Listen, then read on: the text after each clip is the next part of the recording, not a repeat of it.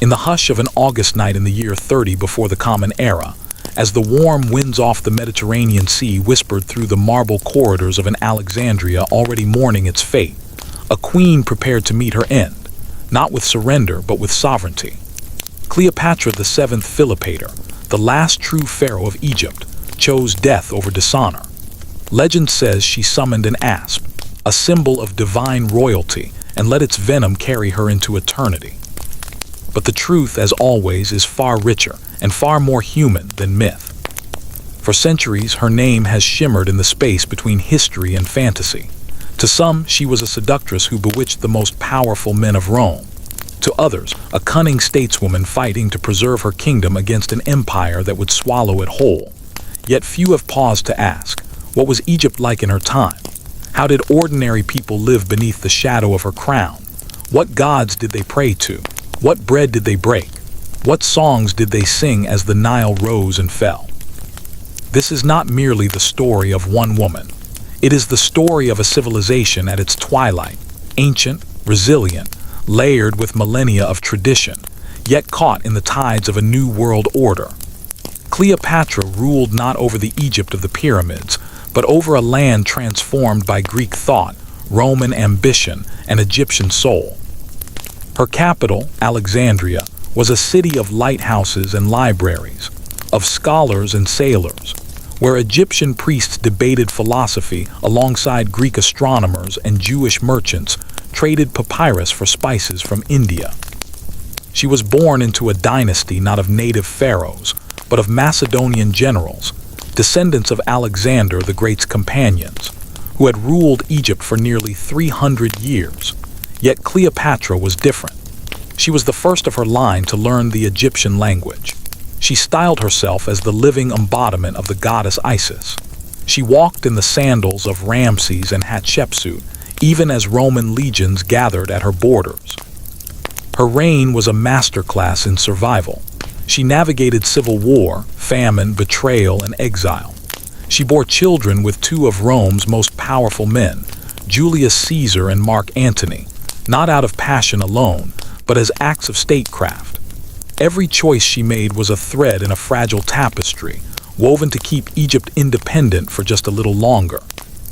And when that tapestry finally unraveled at the Battle of Actium, when the ships of Antony and Cleopatra fled before Octavian's fleet, she did not beg for mercy. She returned to Alexandria, sealed its gates, and prepared her final act, not as a defeated queen, but as a pharaoh returning to the gods. What follows is a journey into her world. Not just her palaces and politics, but the markets, the temples, the fields, the homes, the beating heart of a society that endured for thousands of years, and that Cleopatra, in her brilliance and desperation, tried to shield from the coming storm. This is Cleopatra's Egypt, not as Hollywood imagined it, but as history remembers it, complex, contradictory, and utterly alive. Behind the gilded masks of royalty, Egypt in the 1st century before the Common Era pulsed with rhythms older than memory. The Nile, that eternal artery of life, still dictated the calendar, the harvest, the very breath of the land.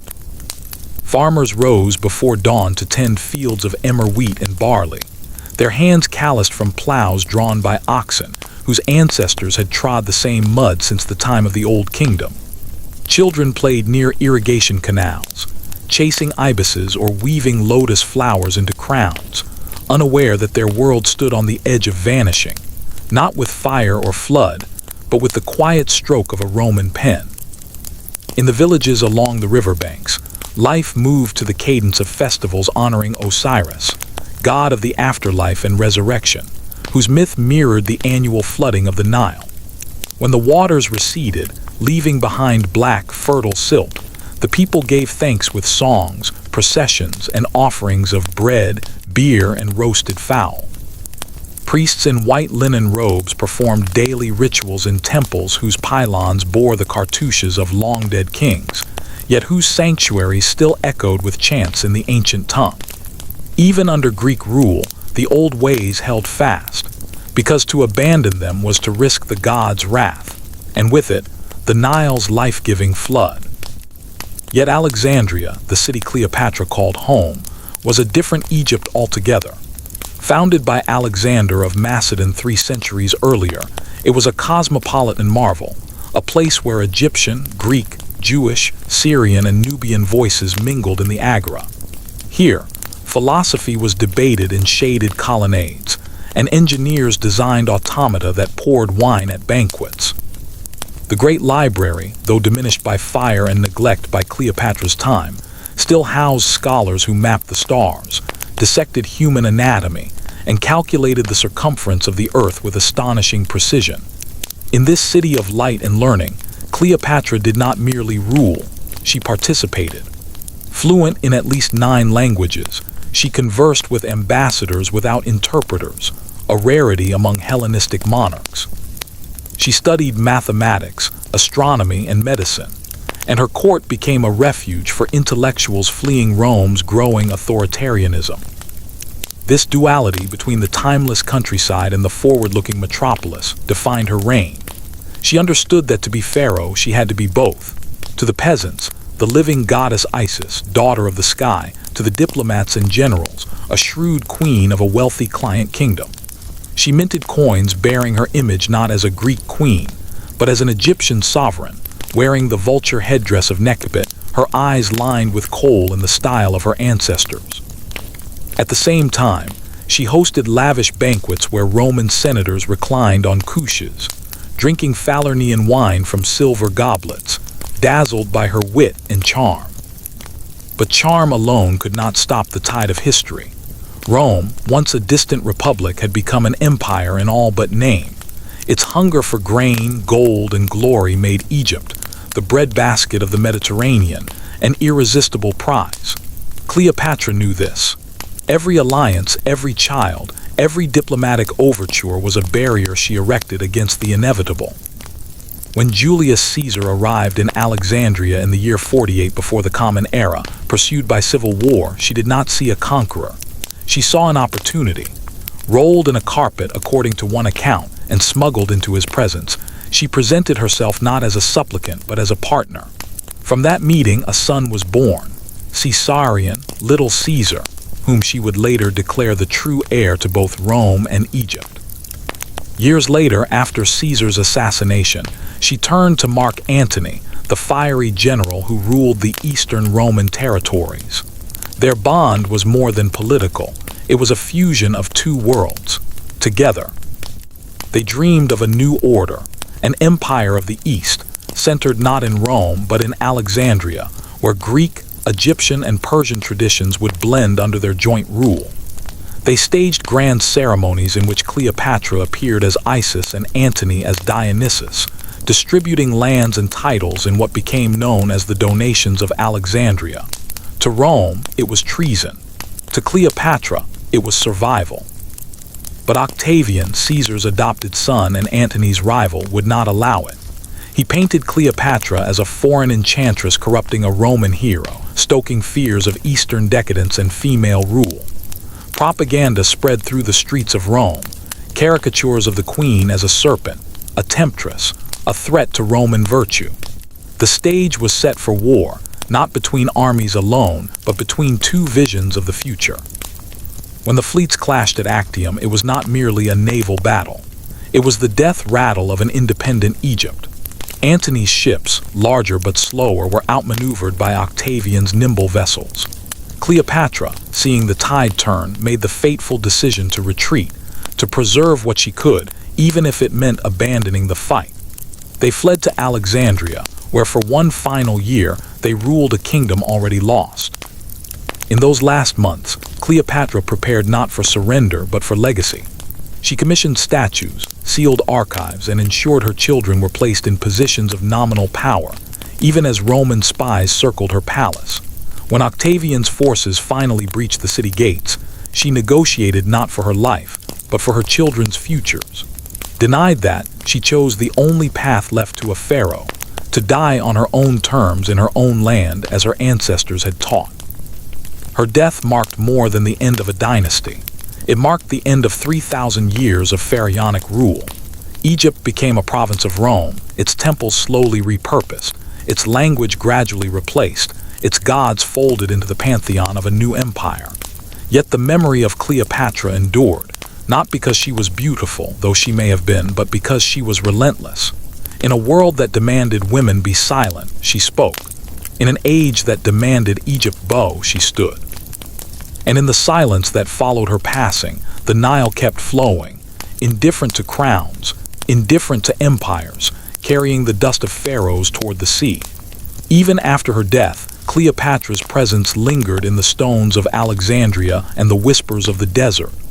Roman senators may have declared her kingdom erased, but the people of Egypt did not forget.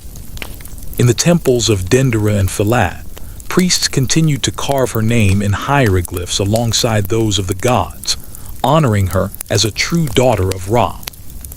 Though Roman governors now collected taxes and Roman soldiers patrolled the streets, the rhythms of Egyptian life persisted. Farmers still sowed their fields when Sirius rose in the summer sky. Mothers still whispered lullabies invoking Bes and Taweret, and embalmers still prepared the dead with oils and linen, hopping to guide them safely through the hall of judgment.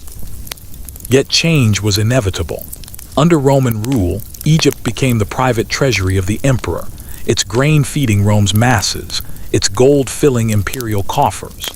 The autonomy Cleopatra had fought so fiercely to preserve vanished, not in a single cataclysm, but in 1,000 small surrenders. A temple grant denied, a local governor replaced by a Roman appointee, a festival quietly abandoned when no funds were allocated. The Ptolemaic system of bureaucracy, once refined to extract every measure of wheat and wine, was repurposed by Rome with even greater efficiency. The land that had once nourished pharaohs now fed an empire that barely acknowledged its soul. Still, the spirit of Cleopatra's Egypt proved stubborn. In the Fayum oasis, portraits of the dead, painted in encaustic on wooden panels, show faces with coal-lined eyes and draped in Roman tunics, yet buried in traditional sarcophagi. These Fayum mummy portraits capture the hybrid identity of a people caught between worlds, outwardly Roman, inwardly Egyptian. They are silent testaments to a culture that adapted without fully surrendering, that absorbed foreign rule while clinging to its inner essence. And Cleopatra herself became a ghost in the corridors of power. Roman writers like Plutarch and Cassius Dio recounted her story, often with bias, yet always with awe. They could not ignore her intelligence, her command of language, her ability to hold her own among men who ruled half the known world. Even Augustus, formerly Octavian, the man who defeated her, kept her statues in his triumphal procession but later allowed her children to be raised in Rome, under the care of his sister Octavia, Antony's former wife. Her daughter, Cleopatra Selene, would go on to rule Mauritania as queen, building a court that echoed the splendor of Alexandria, complete with obelisks and temples to Egyptian deities. The bloodline may have been exiled, but the legacy traveled. Centuries later, when Christianity spread through Egypt, the old gods were declared false, the temples closed, the hieroglyphs forgotten. Yet even then, echoes remained. The image of the Virgin Mary nursing the infant Jesus bore striking resemblance to ancient depictions of Isis cradling Horus, a visual inheritance passed down through generations who no longer knew its origin. The Coptic language, which emerged as the final stage of the Egyptian tongue, preserved words and grammatical structures that dated back to the time of the pyramids. In this way, Cleopatra's world never truly died. It transformed, folded into new faiths, new empires, new identities. Today, when archaeologists sift through the sands near Taposiris Magna, some believe they may yet find her tomb, not in the royal necropolis of Alexandria, which has long since sunk beneath the sea, but in a temple dedicated to Osiris, where she may have chosen to rest beside her beloved Antony, far from Roman eyes. Though no definitive evidence has been uncovered, the search continues, driven not by treasure, but by the enduring fascination with a woman who dared to believe Egypt could remain free. Her story is more than a tale of love and loss. It is a mirror held up to the forces that shape history, the collision of cultures, the fragility of sovereignty, the resilience of identity. She ruled at the precise moment when the ancient world gave way to the classical, when myth began to yield to record, when the individual, especially a woman, could still alter the course of empires through sheer force of will. And so, as we walk through the ruins of her capital, or read the fragmented papyri from her reign, or gaze upon the coins that bear her unsmiling profile, we do not merely encounter a queen of the past. We meet a symbol of what it means to fight for a homeland, to bridge worlds, to refuse erasure. Cleopatra VII was the last pharaoh, but in her defiance, her intelligence, and her unwavering claim to her people's dignity, she became something even rarer, the first modern woman of history. To understand Cleopatra's Egypt, one must also understand the silence that followed her. After the year 30 before the Common Era, no native ruler would ever again sit on the throne of the two lands. No pharaoh would wear the double crown of Upper and Lower Egypt. No voice would decree laws in the name of Horus. The Roman emperors who succeeded Augustus styled themselves as pharaohs in name only, carving their titles into temple walls in awkward hieroglyphs, their faces carved with Roman features beneath the Neme's headdress, as if the gods themselves would not recognize them. These were gestures, not beliefs, rituals without revelation. Yet in the countryside, far from the marble halls of imperial governors, the old ways endured in quiet acts of devotion. A farmer might still leave a loaf of bread at the shrine of Hapi, god of the Nile flood, before planting his seeds. A mother might tie a blue faience amulet of bastet around her child's wrist to ward off fever. A scribe, copying tax records in Greek for Roman officials by day, might return home at dusk to whisper prayers in the language of his ancestors, words passed down from father to son since the time of Thutmose. These were not rebellions, they were acts of memory.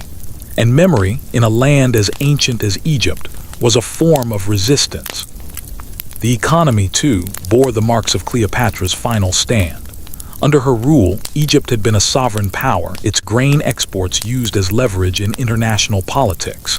She had negotiated directly with Rome, not as a subject, but as an ally, however precarious that alliance may have been.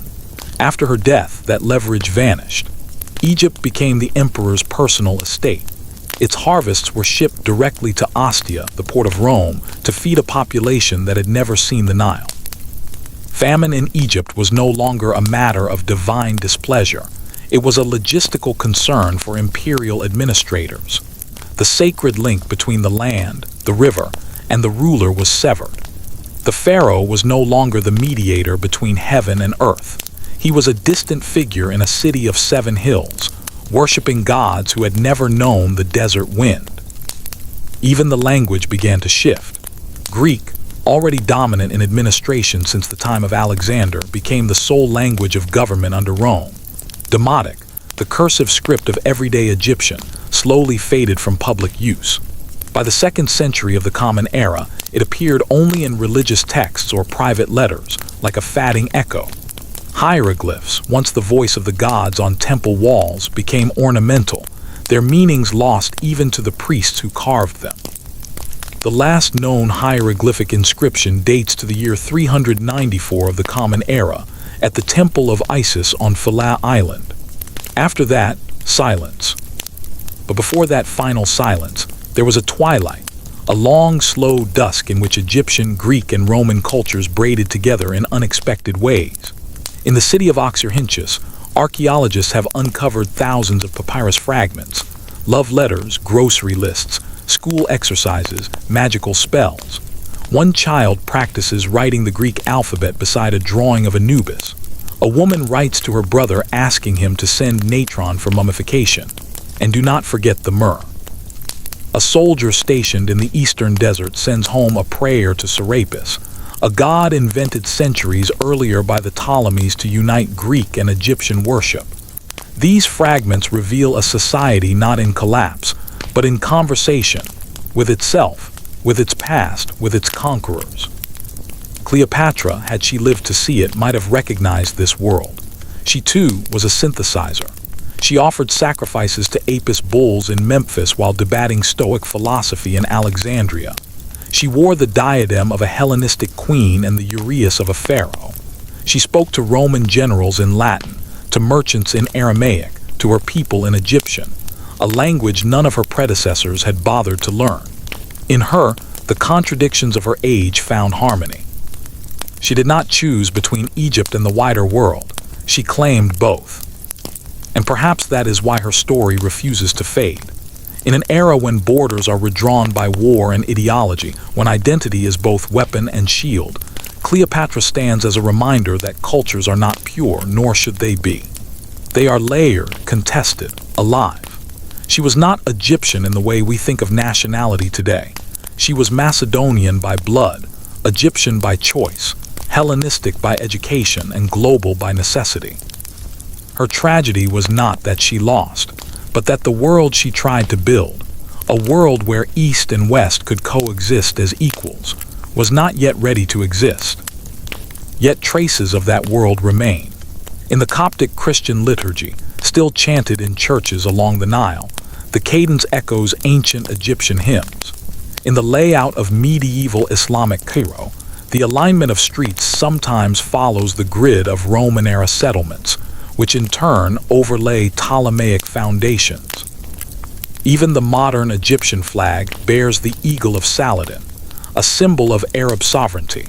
But the land beneath it is the same land that once bowed to a queen who spoke 9 tongues and dreamed in hieroglyphs. So when we speak of Cleopatra's Egypt, we speak not of a museum piece, not of a dead civilization locked in stone and gold, but of a living continuum. Her reign was the last chapter of an ancient story, but every ending contains the seeds of a new beginning. And in the quiet persistence of language, ritual, and memory, the last pharaohs Egypt never truly fell. It simply learned to walk in disguise. Beneath the weight of empires, time, and shifting sands, the true legacy of Cleopatra's Egypt was not written in decrees or carved in victory monuments.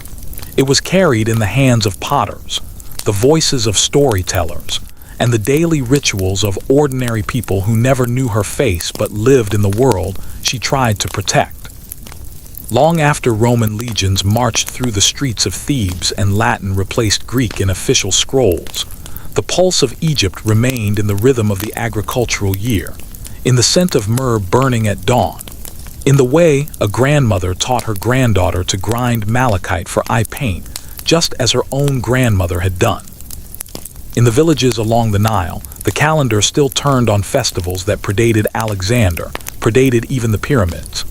The Feast of Apet, when the statue of Amun was carried in procession from Karnak to Luxor, continued for centuries under Roman rule, though the priests now wore tunics instead of leopard skins, and the hymns were sung in a language fewer understood.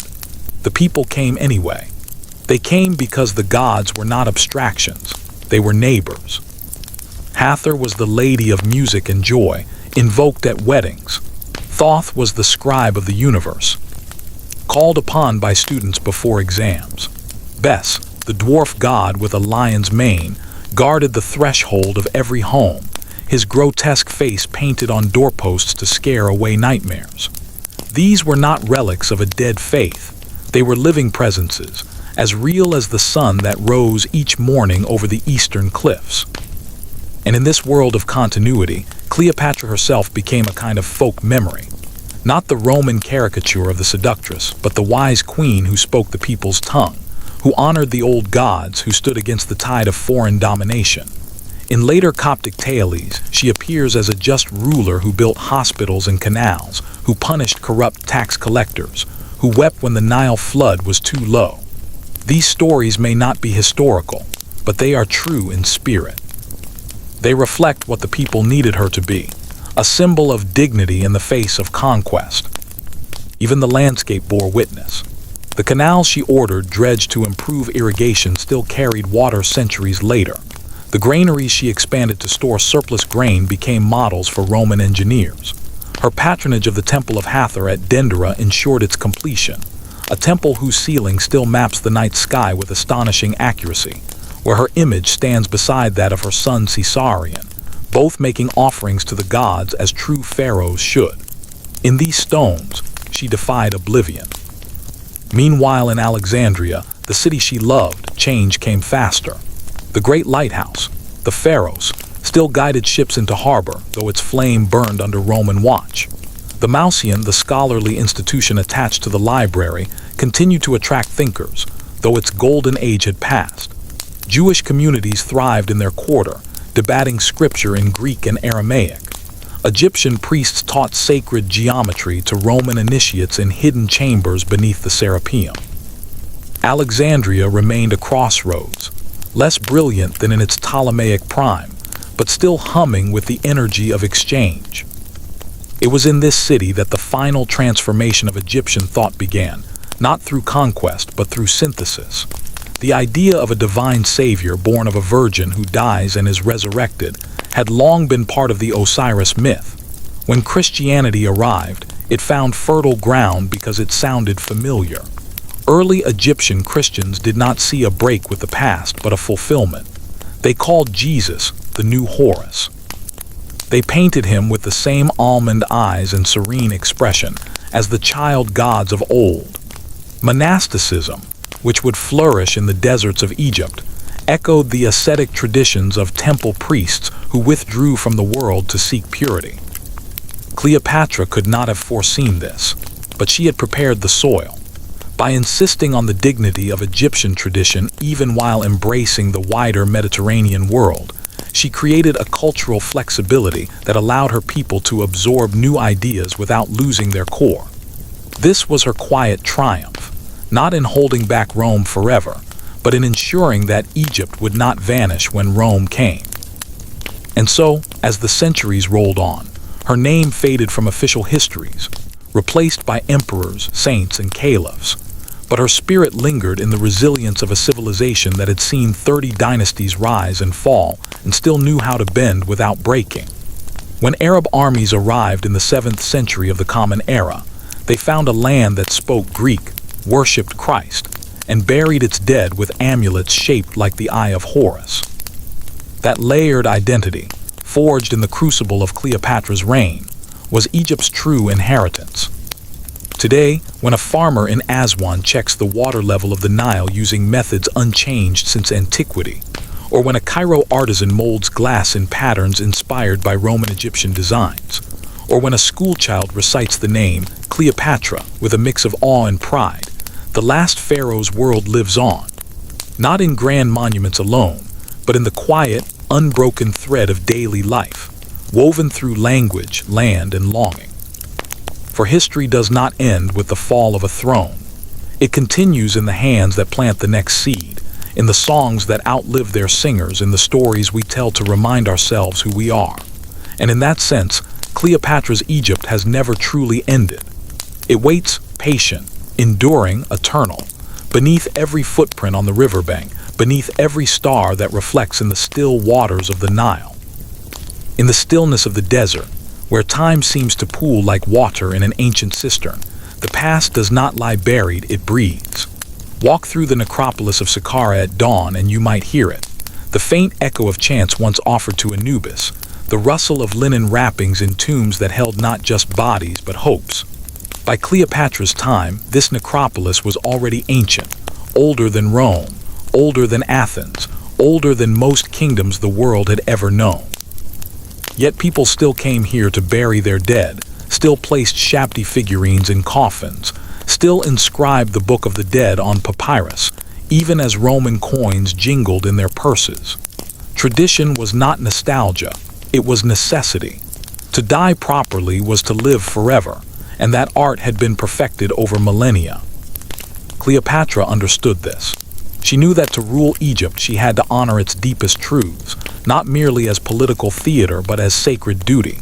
While Roman senators mocked Egyptian superstitions, she walked barefoot into the inner sanctum of the temple of Isis at Philae, something few foreign rulers dared. She participated in the mysteries, the secret rites that promised initiates knowledge of life, death, and rebirth. In doing so, she did not abandon her Hellenistic heritage, she expanded it. For in the Egyptian worldview, the pharaoh was not just a king but a cosmic agent, responsible for maintaining Ma'at, the divine balance of truth, justice, and harmony. Without Ma'at, the Nile would not flood, The stars would stray from their paths, and chaos would swallow the world. This was the burden she carried, even as Roman warships gathered on the horizon. Her struggle was not only geopolitical, it was metaphysical. She was fighting not just for territory, but for a way of seeing the universe, one in which humanity stood in sacred relationship with nature, the gods, and the cycles of time. Rome offered law, roads, and legions. Egypt offered meaning. Meaning, though intangible, proved harder to erase than armies. Long after Latin became the language of administration and Roman law replaced local courts, Egyptian farmers still measured their year by the heliacal rising of Sirius, the star they called Sopdet, whose appearance heralded the inundation. They still left offerings at the base of sycamore trees, sacred to Hathor. They still believed that the soul had multiple parts, Ka, Ba, Ak, and that a proper burial ensured their reunion in the afterlife. These beliefs did not vanish with a decree. They seeped into the foundations of new faiths, resurfacing in unexpected forms. Even the Roman emperors, for all their power, could not fully suppress this spiritual resilience. Emperor Hadrian, who visited Egypt in the 2nd century of the Common Era, was so moved by the death of his lover Antinous, drowned in the Nile, that he deified him and founded a city in his name, Antinopolis. There, he blended Greek aesthetics with Egyptian funerary customs, erecting temples where Antinous was worshipped as Osiris Antinous. It was a strange, imperial mimicry of what Cleopatra had done naturally, fuse worlds without erasing either. Back in Alexandria, scholars continued to study the stars from rooftops, using instruments passed down from Ptolemaic times. The Almagest of Claudius Ptolemy, written in the 2nd century under Roman rule, would become the cornerstone of astronomy for over 1,000 years. Though written in Greek and bearing a Roman name, its calculations relied on centuries of Babylonian, Egyptian, and Greek observation. Knowledge, like the Nile, flowed across borders. And in the monasteries of the Nitrian desert, Christian monks copied not only scripture but also fragments of Hermetic texts, writings attributed to Hermes Trismegistus, a syncretic figure blending Thoth, the Egyptian god of wisdom, with the Greek Hermes. These texts spoke of as above, so below, of the unity of all things, of the divine spark within humanity, ideas that resonated deeply with both Egyptian and Hellenistic thought. In seeking God, these monks unknowingly preserved the philosophical soul of Cleopatra's world. Her name, meanwhile, drifted through legend. In medieval Arabic histories, she appears as Queen Cleopatra, a wise and powerful ruler who mastered alchemy and medicine. Some tales claim she invented the alembic still. Others say she wrote books on cosmetics and poisons, echoes, perhaps, of her real knowledge of pharmacology, which ancient sources attest she used to test antidotes on prisoners. These stories, though embellished, reveal a consistent truth. She was remembered not as a victim, but as a woman of formidable intellect and agency. Even in Europe during the Renaissance, when humanists rediscovered Plutarch and painted her as both tragic and regal, she became a symbol of female sovereignty in a world dominated by kings. Shakespeare's Cleopatra, infinite variety, alas unparalleled, owes more to Roman propaganda than to historical fact, yet it captures something essential, her refusal to be reduced to a single role. She was mother, lover, general, priestess, linguist, diplomat. She defied categories. Today, archaeology continues to peel back the layers. In 2023, underwater excavations off the coast of Alexandria revealed more columns, statues, and inscriptions from her era, fragments of a palace that once overlooked the sea. Among them, a black basalt statue, possibly of Cleopatra herself, wearing the crown of Upper and Lower Egypt. She gazes out, not in sorrow, but in quiet authority. And perhaps that is the final secret of Cleopatra's Egypt. It was never about permanence, but about presence. The pyramids endure, yes, but so does the fisherman's song on the Nile at dusk, the scent of lotus in a temple courtyard, the way a child's eyes widen at the sight of a falcon soaring over Luxor. These are the true monuments. They cannot be toppled by armies or erased by time. Cleopatra knew her reign might end in ruin, but she also knew that as long as one person remembered the name of Isis, as long as one farmer blessed the flood, as long as one scholar sought truth in the stars, Egypt would live. Not as a nation on a map, but as a way of being in the world, ancient, adaptive, and unbroken. This whisper, this quiet insistence of presence, can be traced not only in rituals and ruins, but in the very texture of daily survival. Consider the bread. In Cleopatra's time, as in all of pharaonic history, bread was more than sustenance. It was currency, offering, and symbol. Made from emmer wheat, coarse and dark, it was baked in conical clay molds in household ovens that sent plumes of smoke curling over mud brick rooftops. Roman officials might have introduced finer white loaves for their banquets, but the people still ate the old bread, the same bread their ancestors had offered to the gods in the temples of Karnak and Edfu. Even under Roman rule, a laborer's wage was often paid in grain. And his family's day began with grinding that grain on a saddle quern, the rhythmic scrape of stone on stone echoing through courtyards just as it had for 3,000 years. And with the bread came beer, thick, nutritious, slightly sour, brewed from the same grain, fermented in wide-mouthed jars sealed with palm leaves. It was drunk by everyone, priests, soldiers, children, slaves. In tomb paintings from millennia earlier, scenes of brewing appear alongside harvest and worship, because to the Egyptians, fermentation was a divine mystery, a transformation as sacred as the rising of the sun. Cleopatra's government regulated its production, taxed its sale, and even used it to pay workers on state projects. After her death, Roman administrators kept the system intact, not out of reverence, but because it worked.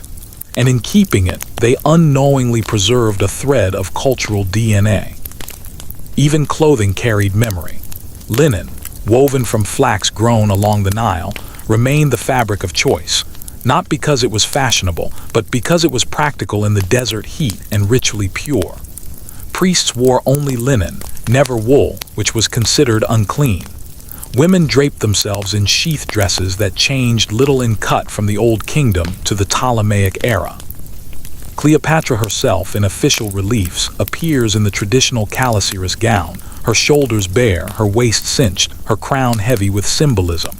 In private, she may have worn silk from the East or dyed wool from Tyre, but in public she dressed as a pharaoh should, and the people noticed. In a world where image was power, her choice of attire was a declaration. I am one of you. Language, too, held the line. Though Greek dominated the courts and cities, Demotic Egyptian, the script of contracts, love letters, and magic spells, flourished in the hands of scribes, merchants, and healers. A woman seeking to win back a lover might commission a spell written on a potsherd, invoking Isis and Horus alongside Greek daimons. A farmer disputing a land boundary might present a deed written in Demotic, witnessed by neighbors whose names were passed down through generations. These documents, many recovered from the dry sands of the Fayum or the ruins of Theban houses, show a society that code-switched not out of confusion, but out of necessity, navigating multiple worlds without losing its center. And in the silence between words, music endured. The sistrum, a rattle sacred to Hathor, still jingled in temple rites long after Roman governors stopped attending. Flutes carved from reed, lutes with tortoiseshell soundboxes, and framed drums covered in gazelle hide accompanied both sacred hymns and tavern songs.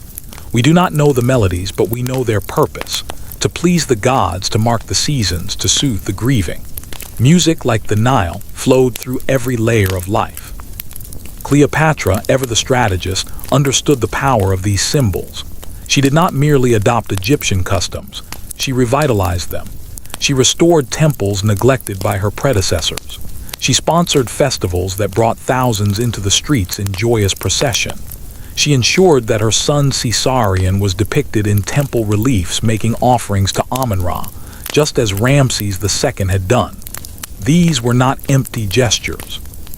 They were acts of cultural reclamation, a way of saying that Egypt was not a province to be managed, but a civilization to be honored. Even her death was steeped in this symbolism. The asp, whether myth or reality, was no random serpent. It was the uraeus, the cobra worn on the brow of every pharaoh, representing the protective eye of the goddess Wadjet. To die by its bite was to be reclaimed by the divine. She chose not a Roman dagger, not poison in a cup, but a death that spoke in the oldest language of her land, the language of gods and kings. And so, when the last torch flickered out in her palace, when the Roman standards were raised over Alexandria, Egypt did not vanish. It went underground, not in rebellion, but in continuity. A mother taught her child to say Ankh for life. A potter shaped a vessel with lotus motifs. A scribe, copying a tax roll in Greek, doodled a hieroglyph in the margin, a small act of remembrance, a quiet defiance.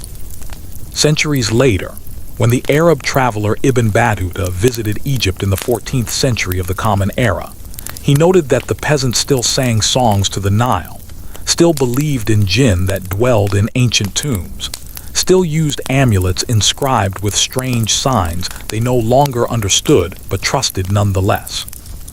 He did not know he was witnessing the afterlife of Cleopatra's world, fragments of a civilization that had learned to wear new names, new faiths, new rulers, while keeping its soul intact. For empires rise and fall, languages shift, gods are renamed or forgotten, but the need for meaning, for connection to land and lineage, for dignity in the face of power, that never changes. Cleopatra fought for more than a throne. She fought for the right of a people to define themselves. And though her kingdom was absorbed, her people endured. Not in monuments alone, but in the bread they baked, the songs they sang, the way they looked to the stars and knew deep in their bones that they belonged to something older than Rome, older than Greece, older than memory itself. This endurance, this quiet persistence, was not passive. It was a form of knowledge, passed hand to hand like a clay lamp lit from an eternal flame. In the workshops of Memphis, artisans still carved scarabs from green feldspar, not because Romans demanded them, but because they believed in the beetle's power to roll the sun across the sky, just as Khepri had done since the dawn of creation. A scarab placed over the heart of the dead would speak truth in the hall of judgment. A scarab worn by the living would ward off misfortune. The belief lived, even when the theology behind it grew hazy with time. And in the fields, the knowledge was even more practical and more vital. Farmers knew when to plant not by Roman calendars, but by watching the stars. When Sirius, the brightest star in the night sky, rose just before the sun after a 70-day absence, they knew the flood was coming. They had known this for over 4,000 years. No imperial decree could override that wisdom, because the land itself confirmed it. The Nile did not care for emperors. It answered only to the heavens and the rains of Ethiopia. So the people watched, waited, and prepared, digging canals, reinforcing dikes, blessing their tools with oil and incense. Their survival depended on a harmony between sky, river, and soil that no foreign power could replicate, only exploit. Cleopatra had understood this interdependence better than most rulers. She didn't just collect taxes from the harvest, she invested in it. Records from her reign show she funded dredging projects to clear silt from irrigation channels, ensuring water reached even the most distant plots. She maintained granaries not only as state reserves but as buffers against famine, a lesson learned from the lean years of her youth. When drought threatened, she sent envoys to Nubia to secure alternate grain supplies. She treated agriculture not as a backdrop to politics, but as its foundation. For in Egypt, to control the bread was to hold the breath of the nation. After her, Rome took that control, but not the understanding. Roman governors saw grain as revenue, not as life. They shipped it out relentlessly, sometimes leaving local populations vulnerable. Yet the farmers adapted. They diversified, growing lentils, onions, flax, dates, creating a resilience that no single policy could break. They passed down seed varieties suited to specific soils, whispered planting incantations to Renenutet, goddess of the harvest, and marked the solstices with small offerings at roadside shrines. Their resistance was not in revolt, but in repetition, in doing what had always worked, season after season, generation after generation. Even in death, this knowledge persisted. Mummification, though declining under Roman rule, did not vanish overnight. In the first 2 centuries of the Common Era, wealthy Egyptians, especially in the south, still chose to be wrapped in linen, their organs placed in canopic jars, their faces covered with gilded masks or painted portraits. The rituals grew simpler, the spells abbreviated, but the intent remained: to ensure safe passage to the field of reeds. Embalmers, now fewer in number, kept their recipes secret. Mixtures of natron, myrrh, cedar oil, and resin passed from master to apprentice. These were not mere technicians. They were guardians of a metaphysical science, one that held death not as an end, but as a threshold. And in the homes of the living, the boundary between worlds remained porous. Families kept household shrines where they left food and water for the Ka, the life force of their ancestors. On festival days, they visited tombs, shared meals beside burial shafts, and spoke to the dead as if they were present. This was not superstition, it was relationship. The dead were part of the family, part of the community, part of the balance. To neglect them was to invite disorder. Cleopatra, as pharaoh, had performed the same duty on a national scale, offering to the gods so that Maat would hold. The people mirrored her on a human scale, in acts of daily piety that required no temple, only memory. Meanwhile, in the deserts beyond the Nile's green embrace, another kind of preservation unfolded. Monks fleeing the noise of cities carved cells into cliffs, seeking solitude and God. But even in their asceticism, they absorbed the land's ancient spirit. The silence of the desert was not empty, it was full of presence. Early Christian hermits spoke of battling demons in the wilderness, but their descriptions often echoed older tales of Set's chaos lurking beyond the fertile land. They fasted for 40 days, echoing the 40 days of embalming. They saw visions in the rocks, just as priests once read omens in the flight of birds. The desert had always been a place of transformation, where Osiris was dismembered and reborn, where Moses received the law, where Jesus was tempted. Now it became the cradle of monasticism, a new path to the divine, yet one that walked in very old footsteps. Cleopatra never saw this future, but she made it possible. By defending Egypt's autonomy as long as she could, by honoring its traditions while engaging with the wider world, she ensured that when change came, it would be layered, not erased. There would be no clean break, only a slow blending, like the colors in a Fayum portrait, where Egyptian eyes gaze out from a Roman face. And so, as centuries turned into millennia, the essence of her world survived not in grand declarations, but in small, stubborn acts. A grandmother teaching her granddaughter how to braid hair in the style of Nefertiti. A potter pressing his thumb into wet clay to leave a mark only his descendants would recognize. A fisherman whispering a prayer to Happy as he casts his net at dawn. These are the true archives of Cleopatra's Egypt, not in marble or papyrus, but in practice. And as long as someone remembers to look at the stars before planting, to bless the bread before breaking it, to honor the dead as if they are still listening, then the last pharaoh's world is not lost.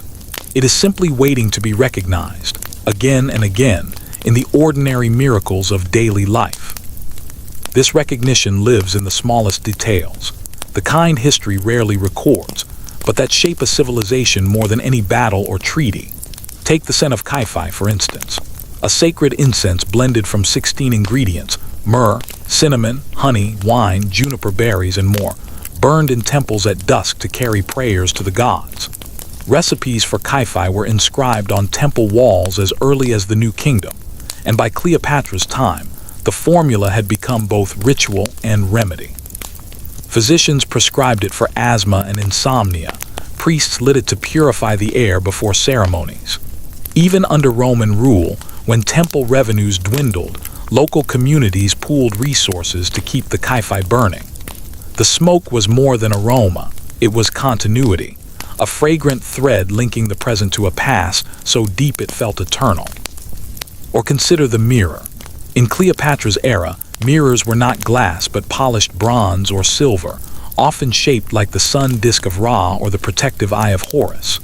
Women gazed into them not merely to arrange their hair or apply kohl, but as part of a daily ritual of self-composure, a reflection not just of face, but of role. To be seen was to be known. To present oneself with dignity was to honor the order of things. Cleopatra, famously attentive to her image, understood this better than most. Her portraits on coins, in sculpture, in temple reliefs, always show her composed, crowned, in control. Even in defeat, she refused to be seen as broken.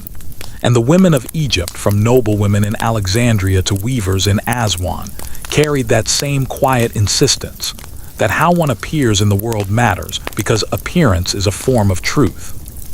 Then there was the silence between words, the unspoken codes that held society together. A bow of the head to a priest, the way a scribe paused before writing a god's name, the careful avoidance of stepping on a shadow, for the shadow was part of the soul. These were not laws, but customs, woven into the fabric of life so tightly they felt like instinct. Roman administrators might issue edicts from their villas, but they could not legislate these subtleties. They could not understand why a farmer would not work on the day of Osiris's mourning, or why a mother would not name her child until the 7th day after birth. Such things were not written in codes. They were carried in the blood and breath of the people. And in that carrying, Cleopatra's legacy found its most enduring form. She did not leave behind a dynasty, but she left behind a standard, that to rule Egypt was to belong to it, not as an outsider extracting wealth, but as a steward of its rhythms, its mysteries, its dignity. Later rulers, even foreign ones, learned, sometimes grudgingly, that to govern Egypt successfully, one had to speak its language, honor its seasons, respect its dead. The Arab caliphs who came centuries later built mosques near ancient temples, not to erase them, but because the land was already holy. Napoleon's scholars, arriving in the 18th century of the Common Era, did not conquer Egypt. They documented it, awed by its depth.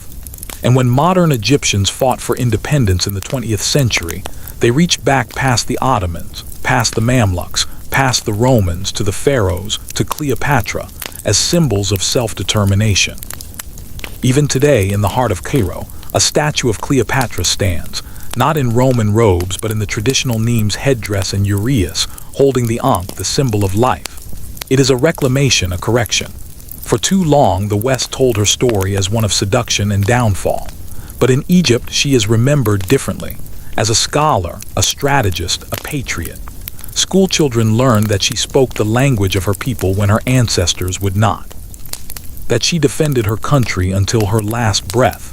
That she chose death over subjugation, not out of despair, but out of sovereignty.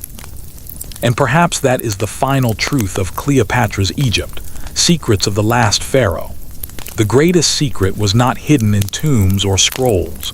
It was this, that a civilization is not defined by its monuments, but by its people's refusal to forget who they are. Empires may claim the land, but only the people can carry the soul of a place through time. So when the wind blows across the dunes of Bahariya, where Roman-era mummies with gilded masks still sleep, or when the call to prayer echoes over the ruins of Luxor at sunset, or when a child in Alexandria traces the curve of a hieroglyph in a museum and feels a strange sense of home, Cleopatra's Egypt is not gone. It is simply waiting to be remembered, not as a relic, but as a living inheritance. This presence reveals itself in the most unexpected places, sometimes in the curve of a street, sometimes in the cadence of a dialect, sometimes in the way light falls on a wall at a certain hour of the day. In the old quarters of Cairo, for instance, the narrow alleyways often follow the orientation of ancient processional routes, paths once trodden by priests carrying the bark of almond during the Apit festival. No map records this continuity. It is embedded in the city's bones. Builders in the Islamic era did not erase the past. They built atop it, around it, through it, as if sensing that the land itself held memory in its contours. Even the Arabic spoken in Upper Egypt today carries echoes of the ancient tongue. Linguists have identified words, especially those related to farming, pottery, and kinship, that resist Arabic roots and instead trace back to Coptic, and through Coptic, to the language Cleopatra spoke when she addressed her people in the temples of Memphis or Thebes. A farmer might call the plow arada, but when he speaks of the first sprout of wheat, he uses a word that sounds startlingly close to the ancient Nefer, meaning beautiful, good, perfect. Language, like soil, retains what it has nourished. And in the crafts, the lineage is unmistakable. Visit a workshop in Kina or Aswan, and you might see a potter shaping a water jar with the same wide mouth and narrow base as those found in Ptolemaic tombs. He may not know the name of the pharaoh who ruled when that form was first perfected, but his hands remember. The rhythm of the wheel, the pressure of the thumb, the angle of the spout, all passed down not through books, but through observation, correction, repetition. This is oral history made tangible, knowledge that survives not in archives, but in muscle and motion. Cleopatra would have recognized this. She herself was a patron of craft and industry. Under her rule, Alexandria's workshops produced not only weapons and ships, but fine glassware, perfumed oils, and papyrus scrolls dyed in imperial purple. She understood that a kingdom's strength lay not only in its armies, but in its artisans, the weavers who made linen so fine it was called woven air, the goldsmiths who set lapis lazuli into collars shaped like the wings of Isis, the shipwrights who built vessels that sailed as far as India. These were not mere trades. They were expressions of identity, each object a silent ambassador of Egyptian skill and sensibility. After her death, many of these crafts adapted to new markets.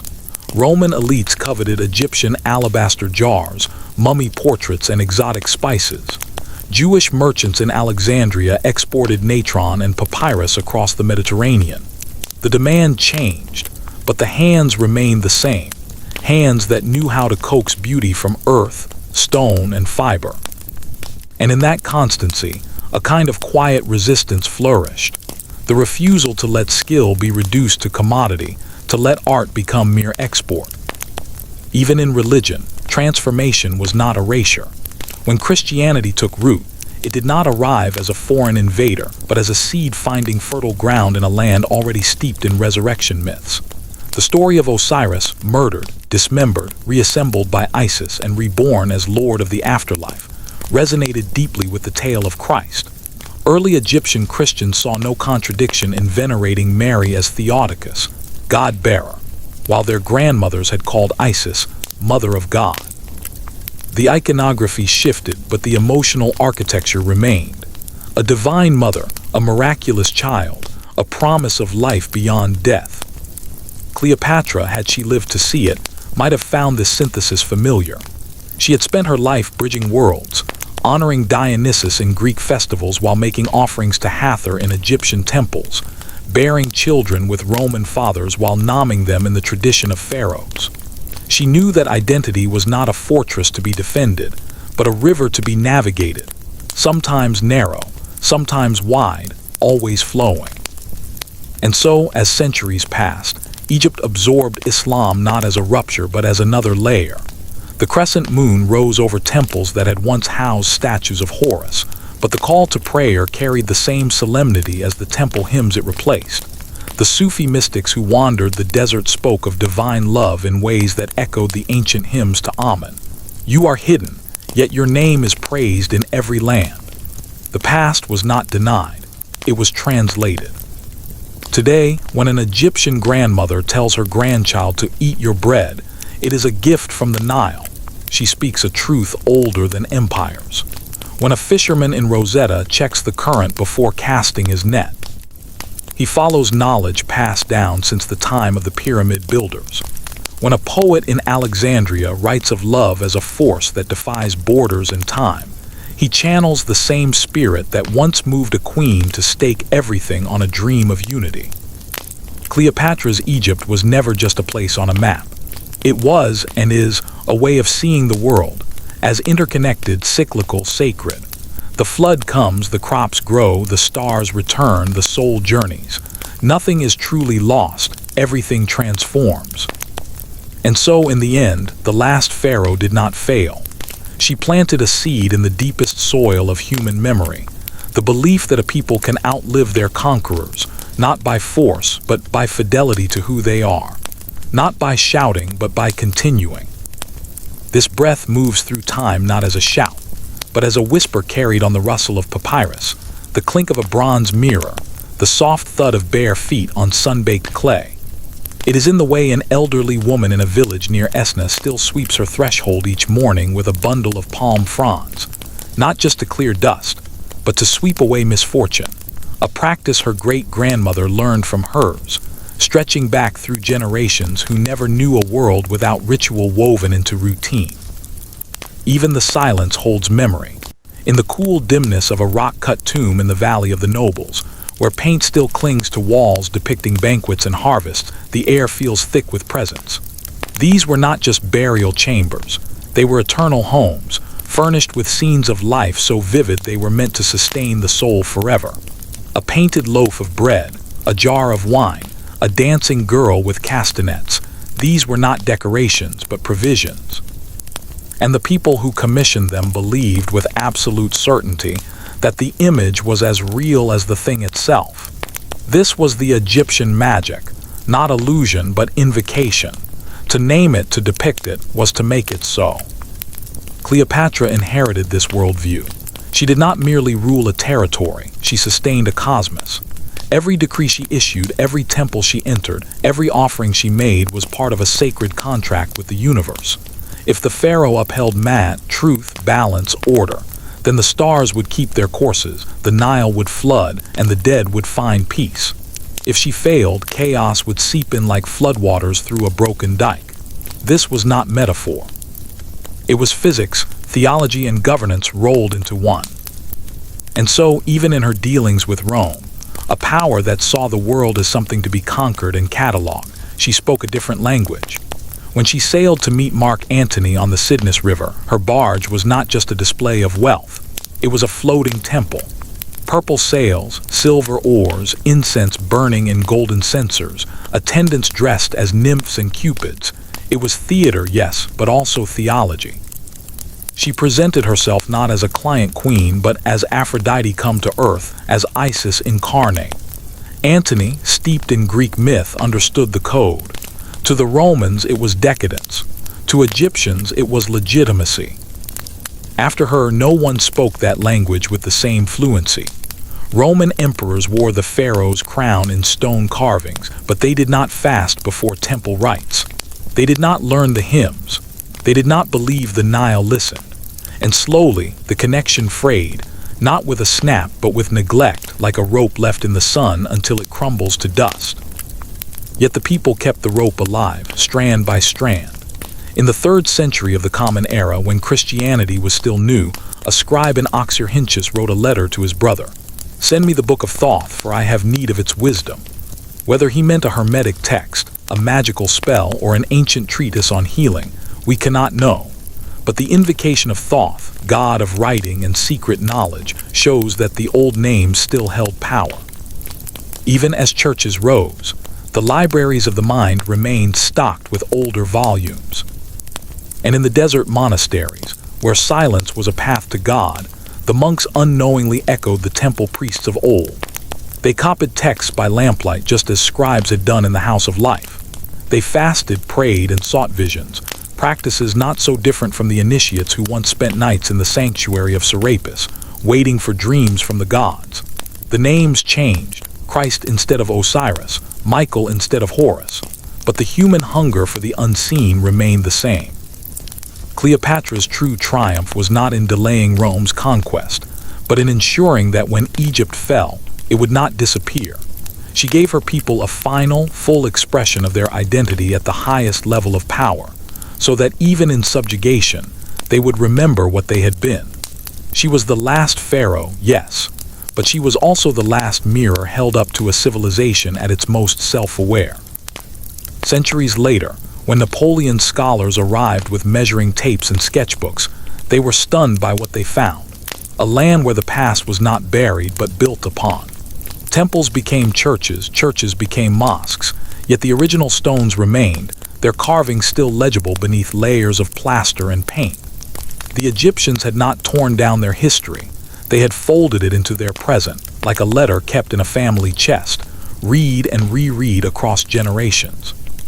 Today, when a young archaeologist in Alexandria brushes sand from a fragment of pottery stamped with a Ptolemaic seal, or when a schoolteacher in Luxor explains to her students how the ancient calendar predicted the flood, or when a poet writes of Cleopatra not as a lover, but as a linguist who spoke the language of her people, these are not acts of nostalgia.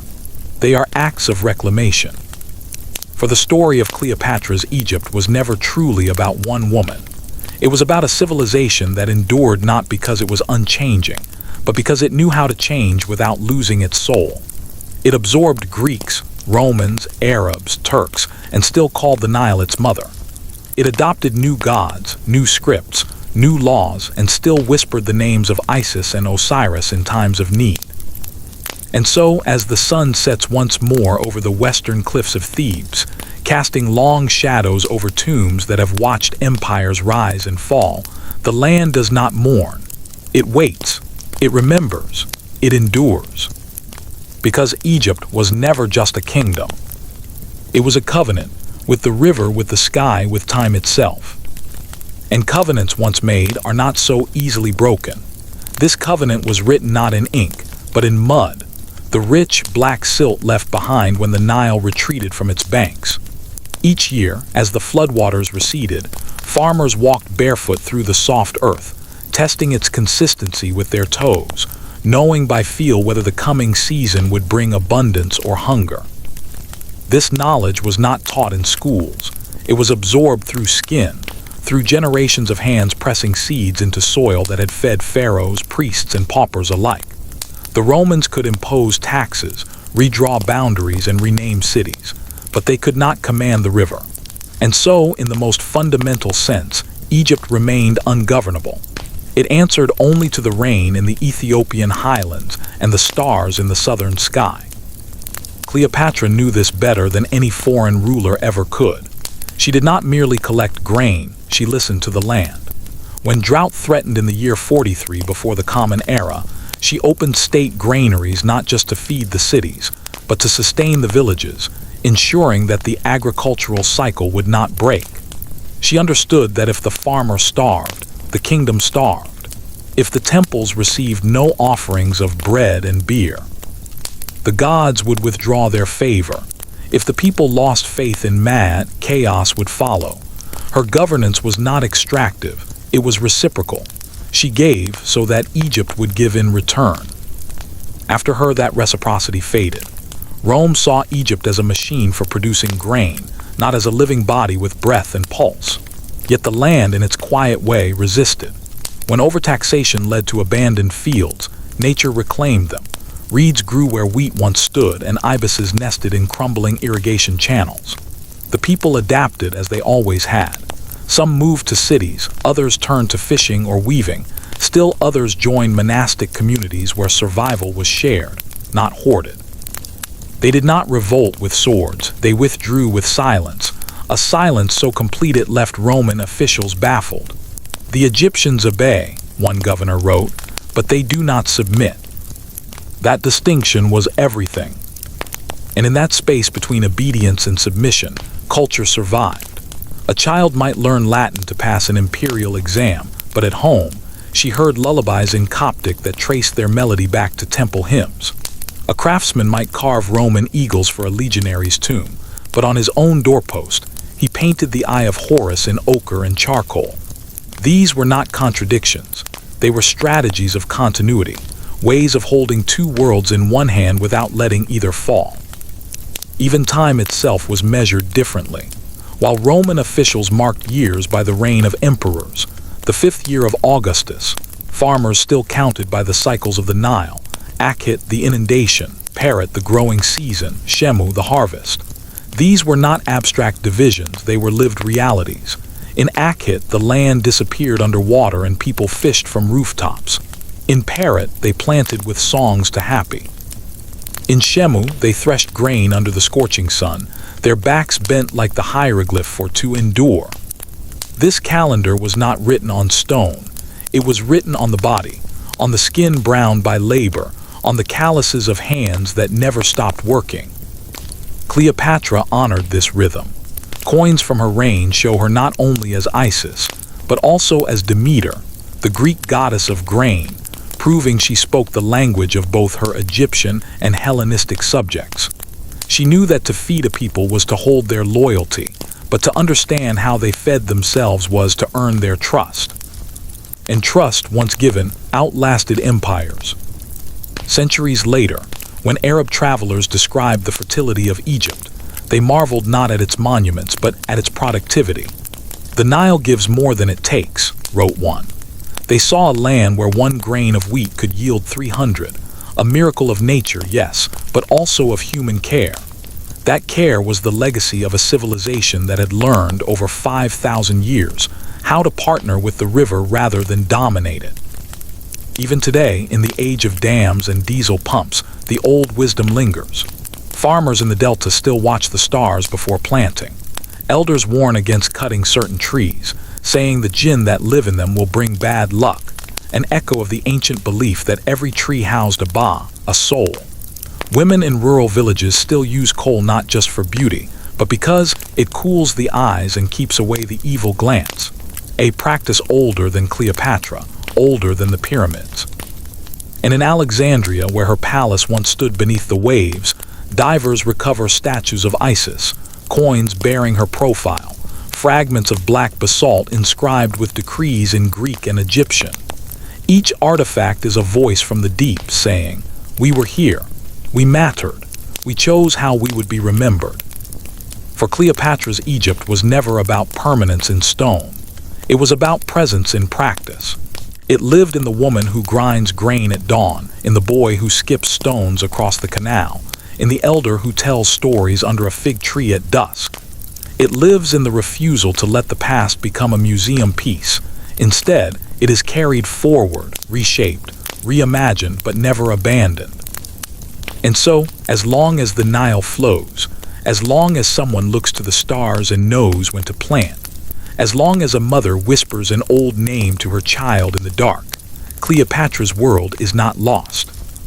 It is simply waiting for us to recognize it. Not as history, but as home. This sense of home was never confined to geography. It was carried in the body, in gesture, in the way a person held silence. Watch an Egyptian grandmother cradle a baby today. She rocks not side to side, but in a slow, vertical motion, mimicking the gentle rise and fall of the Nile's flood. She may not know the origin of this rhythm, but her arms remember. It is the same motion depicted in statues of Isis nursing Horus, carved 2,000 years before Cleopatra, and still echoed in Coptic icons of Mary and Jesus. The posture is prayer. The movement is memory. Even the eyes hold history. The use of coal, ground galena, or soot mixed with oil was never merely cosmetic. In ancient times, it protected against the sun's glare and infection. It honored the gods Horus and Ra, whose eyes symbolized protection and power. Cleopatra, famed for her striking gaze, wore coal not as fashion but as identity. And today, in villages along the river, mothers still line their children's eyes with homemade coal, saying, "It keeps the fever away." Science now confirms what tradition long held. The lead compounds in ancient coal stimulated nitric oxide production, boosting immunity. The ancients did not know the chemistry, but they knew the cure. Their wisdom was empirical, intimate, passed hand to hand like a secret between kin. And secrets in Egypt were never frivolous. They were survival. When foreign rulers came, Persians, Greeks, Romans, Arabs, they saw a land to be administered. But the people knew better. They knew that true Egypt lived in what could not be taxed, codified, or conquered. In the lullaby that calmed a crying child, in the recipe for bread that rose perfectly in the desert heat, in the way a fisherman read the ripples on the water to find the deepest channel. These were the unrecorded archives, the living libraries.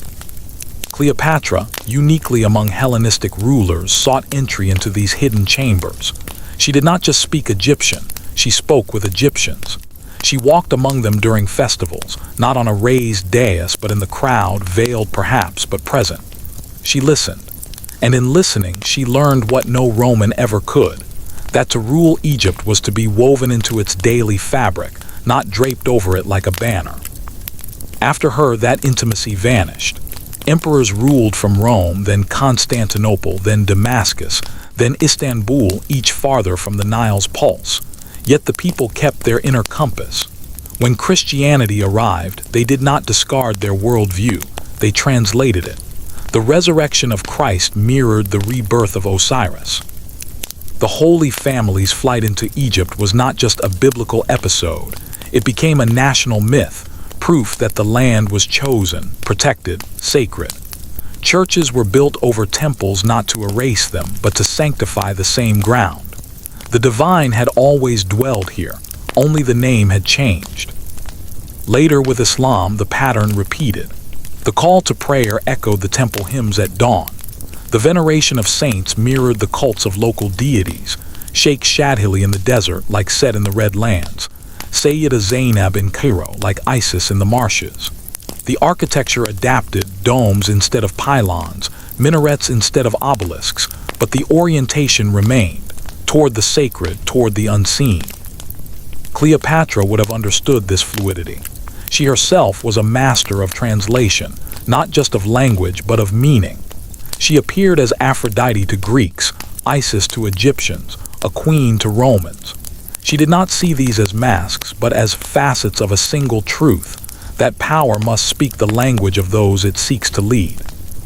And so, even in eras when her name was forgotten by scholars, her spirit endured in the resilience of a people who refused to be defined solely by their conquerors.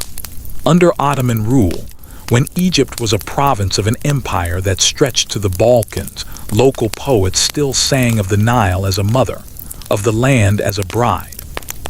In the 19th century, when European archaeologists carted away statues by the shipload, Egyptian laborers whispered stories of the pharaohs to their children at night, not as distant legends, but as ancestors. Today, when a schoolchild in Aswan recites Cleopatra's name in a history class, she does not hear the last queen who lost to Rome. She hears the queen who spoke our language. That distinction is everything. It transforms tragedy into dignity, defeat into defiance.